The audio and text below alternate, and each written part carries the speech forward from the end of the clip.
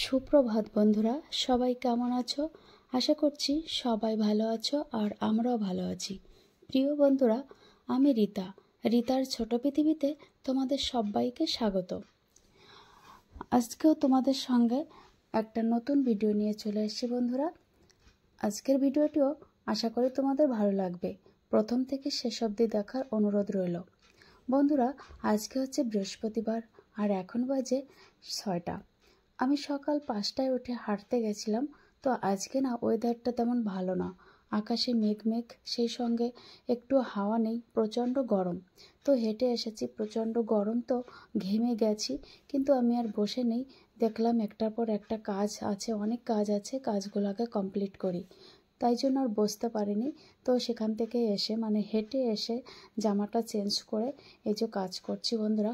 আর আজকে হচ্ছে আমাদের বাড়িতে দুজন অতিথি আসবেন, আর আমার ঘরে নেই বাজার, সেই সঙ্গে আকাশে মেঘ, কখন কি বৃষ্টি হয় জানি না।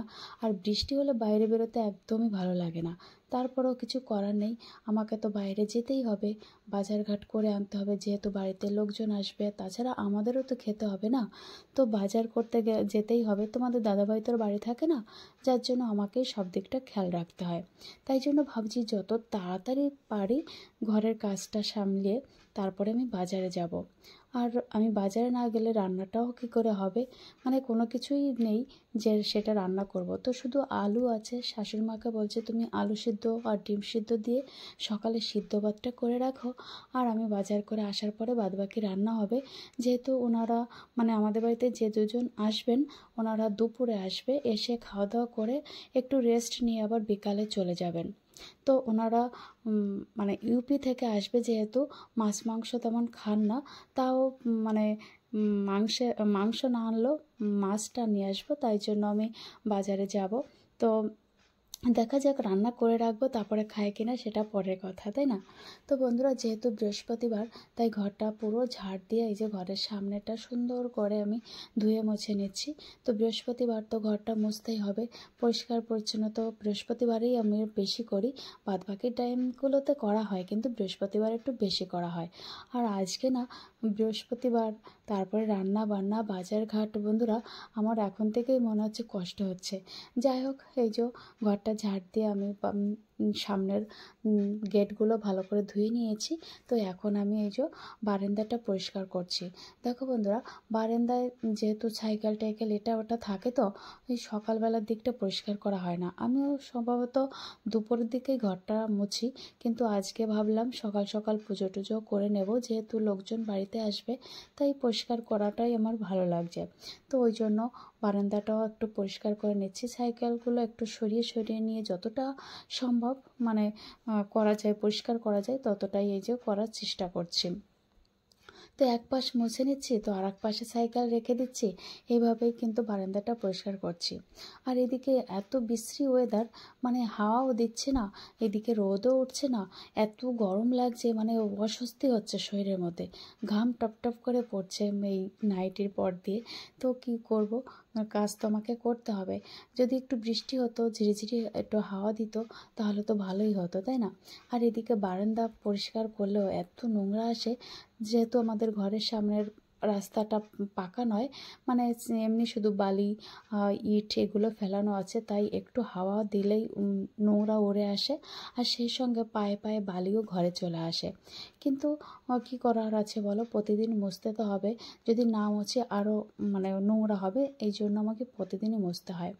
এদিকে বন্ধুরা, বাইরে যেহেতু আর সূর্য ওঠেনি, তাই ঘরের মধ্যে কিন্তু এখনও অন্ধকার, ওই জন্য আমি লাইটগুলো সব জায়গায় জ্বালিয়ে নিয়েছি।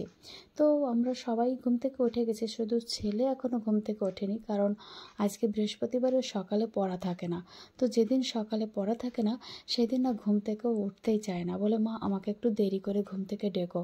কারণ এমনিতে ও একটু দেরি করেই ঘুমায়, 12:30 1টা এরকম বেজে যায় পড়াশোনা করতে করতে, তাই জন্য সকালে উঠতেই চায় না। কিন্তু যেদিন পড়া থাকে না, সেদিন তো উঠবেই না, 7টা 8টা বেজে যায় ঘুম থেকে উঠতে। তো আজকে যেহেতু বৃহস্পতিবার, ওর পড়া নেই, তাই আমি ওকে আর ডাকছিও না, যে যতক্ষণ ঘুমাচ্ছে ঘুমুক, আমার কাজ হয়ে গেলে তবেই ডাকবো। তো বন্ধুরা, তোমাদের সঙ্গে গল্প করতে করতে আমার ঘর ঝাড় দেওয়া, ঘর মোছা, এমনকি আমার বাসন মাজাও হয়ে গেছে। এখন আমার দাঁত মাজতে হবে। তারপরে এদিকে শাশুড়ি মা বলছে কি রান্না করব, তো ওনাকে বলেই দিয়েছি আলু ডিম সিদ্ধ দিয়ে তুমি এখন একটু সিদ্ধ ভাত করো, আর আমি একটু পরে 8:30 নাগাদ বাজারে যাব। আর 8:30টার সময় বাজারে গেলে তবেই বাজারটা ভালো খোলে, তার আগে না সব দোকানপাট খোলে না, যার জন্য সবটা ভালো পাওয়া যায় না।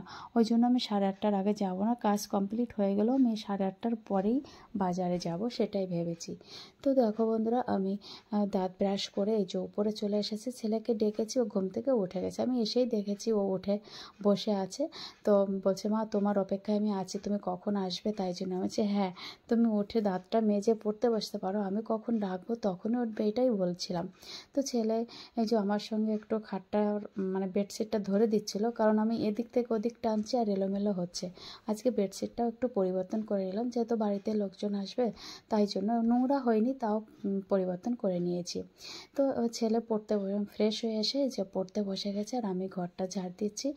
একবারে দেখলাম যে দোতলাটাও ঝাড় দিইনি, দোতলাটা এখন আর মুছবো না, দুপুরের দিকে যদি সময় হয় তবেই মুছবো।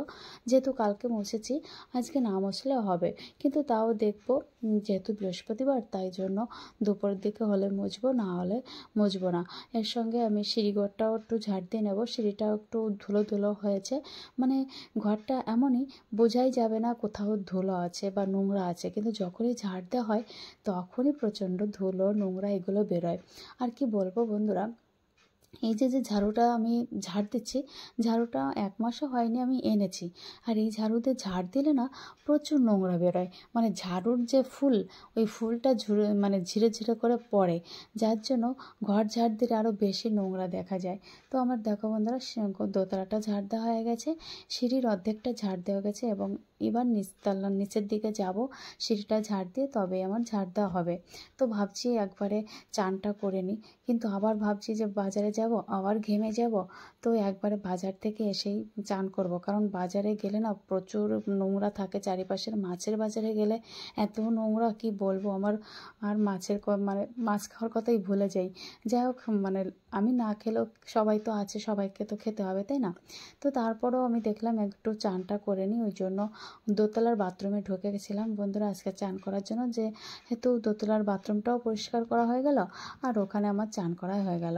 তারপরে আমি বাজারে গেছিলাম, তো বাজার থেকে কি কি এনেছি সেটাই তোমাদের দেখাবো বন্ধুরা। বাজারে যেয়ে না প্রথমেই চোখে পড়েছে টাটকা টাটকা আমার পেয়ারার দিকে। এত সুন্দর পেয়ারা, আমি সবজি কেনার আগে পেয়ারাই কিনে নিয়েছি। তো পেয়ারাটা দামও নিয়েছে, 4টে পেয়ারা আমার 40 টাকা দাম নিয়েছে। আর কিছু মুখরোচক খাবার নিয়ে এসেছিলাম, যেমন বিভিন্ন রকমের বিস্কিট, চানাচুর, তারপর তোমার অন্য ছেলের জন্য একটা ক্যাডবেরি, তো মুড়ি, এইগুলো আমি এনেছিলাম। তো তার জন্য আমি এই কৌটাগুলো ড্রামগুলো নিয়ে এসেছি বন্ধুরা। কেন বলো তো, একদিন না মুড়ি আর বিস্কিট একই সঙ্গে রেখেছি, আমার মুড়িগুলো সব নষ্টই হয়ে গেছিলো। মুড়িগুলো যে একটু মুচমুচে ভাব থাকে সেটা আর থাকেনি। তাই জন্য ভাবছি আজকে এক ড্রামে মুড়ি থাকবে, অন্য ড্রামে আমি বিস্কিট রাখবো বা অন্য মুখরোচক খাবার রাখবো, তা না হলে আমার খাবারগুলো সব নষ্ট হয়ে যাচ্ছে। তো এই খাবারগুলো আমি মাসে একবারই কিনে নিয়ে আসি, আর সারা মাসে আমার চলে যায়। যতগুলো বিস্কিট আর চানাচুর 1 প্যাকেট, এগুলো আমার টুকটাক চলে যায়, কিন্তু সবসময় তো আর আমি খাই না। বাড়িতে লোকজন আসে বা ছেলের টিউশন মাস্টার আসে, তখনই দেওয়া হয় বা বাড়ির লোকজনে খায়। তো আজকে মাছও এনেছি, আজকে সবজি আর বেশি আনা হয়নি, মাছ, কাতলা মাছ আর ইলিশ মাছ এনেছি বন্ধুরা। তারপরে বাজার করে আসার পরে সব কিছু গুছিয়ে দিয়েছি শাশুড়ি মাকে, উনি রান্না করেছেন। তো আজকে কাতলা মাছের ঝাল, ইলিশ মাছের ভাজি, পটল ভাজি, সেই সঙ্গে ইলিশ মাছের মাথা দিয়ে মুগের ডাল, এইগুলোই রান্না হয়েছে। তো রান্না হয়ে যাওয়ার পর না কেউ খাচ্ছিল না, আর খাওয়ার সময় টেবিলও কেউ আসছে না, জন্য আমি রান্নাঘরটাও পরিষ্কার করে নিচ্ছি। আমি ভাবছি যত তাড়াতাড়ি সব কাজ করে এগোতে পারি ততই আমার ভালো হবে, আমি একটু রেস্ট নিতে পারবো। আমার এখনই ঘুম পেয়ে যাচ্ছে জানো তো বন্ধুরা, যেহেতু সকালে একটু কাজ করে চান করা হয়েছে, তো তাই জন্য। কিন্তু আমি এখনও পুজোর কাছে যাইনি, কারণ আজকে যেহেতু বৃহস্পতিবার, অনেক কাজ আছে পুজোর ঘরে, তো সেখানে আর যেতে পারিনি।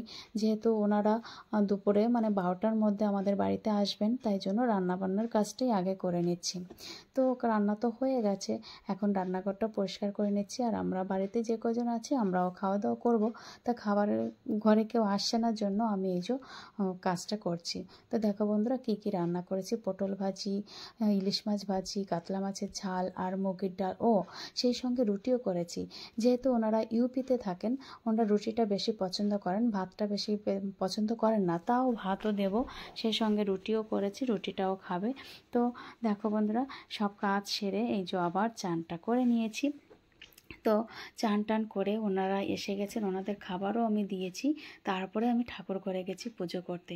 তো ছাদে যে আমার যে এত ভালো লাগছে বন্ধুরা, আমার সব গাছে ফুল ফুটেছে, আমি সকাল থেকে ছাদেই যেতে পারিনি। তো এখন চান টান করে আমি উপরে গেছি, যে দেখছি আমার সব গাছে সুন্দর সুন্দর ফুল ফুটে রয়েছে, আমার মনটা ভরে গেছে। আর আজকে বৃহস্পতিবার, আমি আসনটাকে আরও সুন্দর করে সাজাতে পারবো, তাই না? তো দেখো আমি ঠাকুর ঘরে ঢুকেছি, সব ফুলও তুলে নিয়ে এসেছি।